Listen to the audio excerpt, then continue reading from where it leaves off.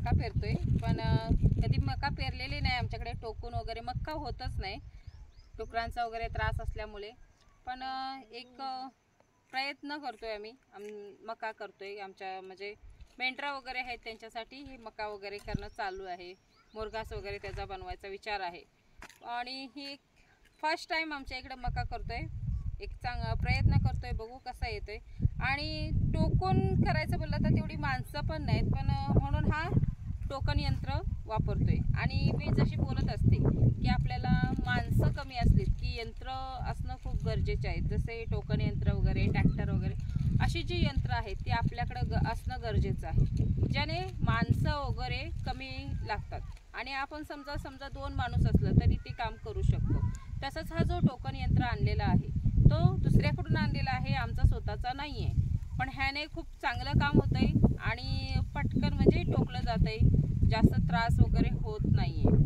हा जो मका वगैरे आम्ही लावणार आहोत ह्याचा टोकते वेळी मात्र आम्ही एक हे केलेलं आहे की ह्याच्यात जो टोकतोय तिथं रेनगनचा पाणी देणार आहे. आणि रेनगनचा पाणी देणार त्यामुळे गवत जास्त उगवणार आहे. जसं पावसात आपल्याकडे पाऊस आल्यावर आपला जो गवत वगैरे जास्त उगवतो पावसात, तसंच हे आहे. कारण की पावसासारखंच रेनगन पाणी शिपते. त्यामुळे काय होतंय की हवेमधला जो नायट्रोजन आहे तो सर्व खेचून असं पाणी येत असतं, त्यामुळे तो गवत जास्त प्रमाणात उगवतो. आणि रेनगनचं पाणी द्यायचं एक अनेक कारण म्हणजे आमच्याकडे जास्त मोटर मोठी नाही आहे, 3 HP मोटर आहे. त्यामुळे हा जो आम्ही रेनगनचा हे केलेला आहे तो म्हणजे थोड्या पाण्यात चांगला भिजवेल. जर समजा हे खालनं भिजवायचं असेल तर मग जास्त 11-12 तास असं चालवायला लागते पाणी, त्यामुळे मग पाणी पण जास्त लागतो. म्हणून ही रेनगनचा जो आहे तो सोपा उपाय आम्ही ठेवलेला आहे. आणि टोकन यंत्राने टोकतोय हा मका, बघू कसा येतोय. आणि हा जो टोकन यंत्र आहे तो आता आमच्याकडे तर कुणीच टोकन यंत्राने टोकलेलं वगैरे नाही आहे. आणि टोकून तर काहीच होत नाही, गहू सुद्धा आमच्याकडे टोकून होत नाही तर फोकून होतोय.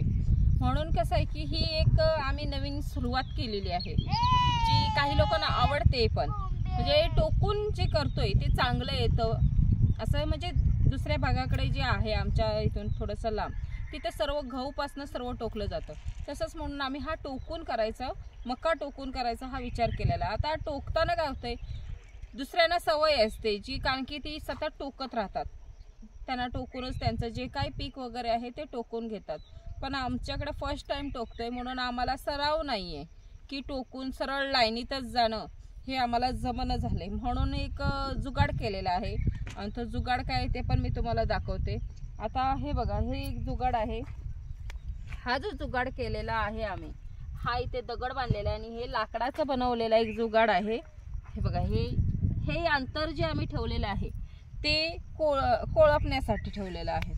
म्हणजे ह्याच्यात गवत येणारच आहे आणि ते गवत मग बेण्यासाठी हा अंतर ठेवलेला आहे. म्हणजे ह्यातनं आपला समजा ग्रास कटर आहे, त्या ग्रास कटरचा जो गवत बेनायचं असतं ते त्याच्यातनं चालणार, म्हणून तो अंतर ठेवलेला आहे. आणि हा जो बनवलेला आहे हा घरी बनवलेला जुगाड आहे. आणि त्याच्यावर वजन रेष पडण्यासाठी हा दगड लावलेला आहे. आणि दगड वजनाचा लावलाय ज्याने ही रेष येते. आता टोकन यंत्रानं जर बघायला गेलं तर पूर्ण समोर असं रेषेत आलं पाहिजे, तसं आम्हाला जमना. म्हणून ही बघा, ही एक रेष आहे आणि ही एक रेष आहे, असे ह्याला 2 रेषांसाठी बनवलेलं आहे. आणि ह्याच्यातनं आता ही जी रेष पाडतोय ह्याच्यातनं टोकन यंत्र चालणार. आणि ह्यातनं चालताना मात्र हा पूर्ण शेवटपर्यंत ह्याच रेषेतनं जायचं आहे आपल्याला, म्हणजे सरळ पडणार. आणि जेव्हा हा परत आपण फिरून आणू त्यावेळेला मात्र दुसरीकडे रेष नाही घ्यायची, तर आपल्याला ही जी इकडची रेष आहे, हा जो पोर्शन आहे तो ह्याच्यात ठेवून आपल्याला परत आपल्याला शेवटपर्यंत न्यायचं आहे, ज्याने हा एक रेष तयार होणार आणि इकडची रेष असणार आहे त्याच्यात पुन्हा हे करणार आहे. म्हणजे आपल्याला ही जी एक रेष आहे ती एक्स्ट्रा सोडायची आहे आणि एकच रेष धरायची आहे. अशी सरळ लाईनीत आपल्याला पेरायला जमतंय. म्हणून मग हा जो जुगाड केलेला आहे तो ह्याच्यासाठी केलेला आहे. आता हे कसं चालतंय ते तुम्हाला मी दाखवते. आता ही जी पहिली लाईन मारलेली आहे ही तुम्हाला दिसतेच, त्याच पहिल्या लाईनीतनं आपण लाईन चुकू नये त्याच्यासाठी त्याच लाईनीतनं पुन्हा घ्यायचंय. आणि जी एक्स्ट्रा लाईन पडते ती ह्या साईडला पडते. आता हे बघा, ही इथपर्यंत आम्ही आणलेली आहे. आता हे बघा, हे असं घ्यायचंय ज्याने आपल्याला ही लाईन चुकणार नाही. या अशा पद्धतीने आम्ही लाईन मारतोय, म्हणजे लाईन पण चुकणार नाही आणि आपल्याला व्यवस्थित लाईन सर्व पेरता येईल. या अशा प्रकारे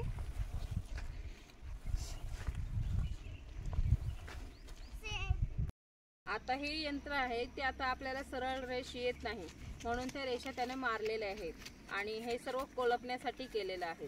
हे जो अंतर वगैरे ठेवलाय तो कोलपण्यासाठी, ज्याने जो गवत येईल त्याच्यामुळे म्हणजे आपला जो मका लावलेला आहे त्याला त्रास होऊ नये, त्याला वाढ भेटावी म्हणून हे कोलपायसाठी अंतर ठेवलंय, ज्याने आपण गवत वगैरे पूर्ण बेनू शकतो.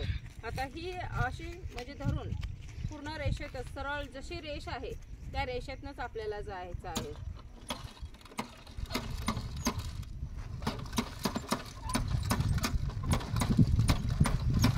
आणि ह्यातनं एक दोन मका अशी पडत असते. आणि हे बघा हे जुगाड आहे. आता हा म्हणजे पटापट पेरता येतो ह्याने, आपण टोकून वगैरे पेरण्यापेक्षा ना ह्याने आपल्याला पटापट पेरता येतो.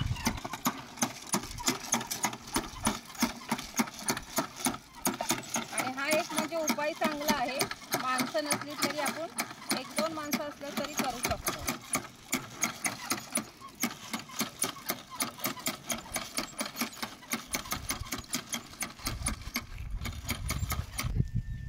आणि कसं होतंय की आता ज्यांच्याकडे हे पेरणी यंत्र आहे त्यांना माहिती आहे ह्याच्यात सेटिंग वगैरे असते, पण कसं आहे ना आमच्याकडे हा फर्स्ट टाइम आम्ही तो पण दुसऱ्याचा आणलेला आहे, जरा हे काम वगैरे हलकं व्हायला, कारण की माणसं नाही आहेत त्यामुळे हा यंत्र दुसऱ्याकडून आणलेला आहे. आणि ह्याने थोडासा दाट पडतोय, पण ह्याच्यात जे सेटिंग वगैरे असते त्याच्यात चाळणी वगैरे असतात त्या आहेत, पण कसं आहे ना आम्ही दुसऱ्याकडून आणल्याने लांब ना आणलेला आहे, त्यामुळे पुन्हा त्यांच्याकडे जाणं परवडणार नाही. त्यांनी जो मक्का त्यांचा पण त्याच चाळणीने पेरलेला आहे, म्हणून ती चाळणच आम्हाला लावून दिलेली आहे आणि त्याच चाळणीने आम्ही हे पेरतोय टोकन यंत्राने. पण कसं होतंय थोडंसं दाट पडतोय, पण आपल्याला फक्त याचा चाराच पाहिजे, जास्त चारा असेल तर चांगलंच होईल, म्हणून आम्ही हीच चाळण वापरतोय आणि याने थोडासा मक्का दाट होणार आहे. पण हे सर्व कसं होतंय माहिती आहे का, आता उन्हाळा चालू आहे आणि यावर्षी पाऊस पण खूप कमी पडलेला आहे, त्यामुळे सर्वात आपण कितीही मका करा वगैरे काही क्षेत्र करा, आता हा जो बाजूचा क्षेत्र आहे तो माझाच आहे, पण शेवटीला तो पडून ठेवायला लागतोय, कारण की पाण्याचा मेन प्रॉब्लेम येतोय. आता यावर्षी पाऊस कमी पडलाय म्हणून पाणी खूप कपातीत आहे, बोरला पण पाणीचा खूप प्रॉब्लेम येतोय, कमी पातळी झालेली आहे आणि आमचीच नाही तर प्रत्येकाच्या बोरची पातळी कमी झालेली असल्यामुळे पाण्याचा खूप मोठा प्रॉब्लेम आहे. आणि आता जर क्षेत्र एवढं पूर्ण केलं तर पाणी कमी पडणार आहे, म्हणूनच हा जो रेनगनचा जुगाड केलेला आहे तो ह्याच्यासाठीच आहे. आणि हा जो आता यंत्र तुम्हाला मी दाखवलेच आहे, जुगाड वगैरे कसं केलंय, हे सर्व ह्याच्यात गवत येणारच आहे हे आपल्याला माहिती आहे, आणि तो गवत बेण्यासाठी कोळपण्यासाठी आपल्याला हे यंत्र जुगाड वगैरे केलेलं आहे सर्व, ज्याने आपण कोळपू शकतो. आणि कसं आहे ना पाण्याचा प्रॉब्लेम आलाय म्हणून रेनगननी भिजवता येईल, कमी पाण्यात भिजवता येईल, हा एक आम्ही म्हणजे एक योजना केलेला आपल्याकडे आहे, त्याचा वापर करावा. खालनं भिजवण्यात जास्त पाणी जाईल आणि टाइम पण जास्त जाईल, रेनगननी पाणी पण कमी वापरला जाईल आणि चांगलं भिजल सुद्धा, आणि टाइम पण खूप कमी टाइमात ती चांगलं भिजवते.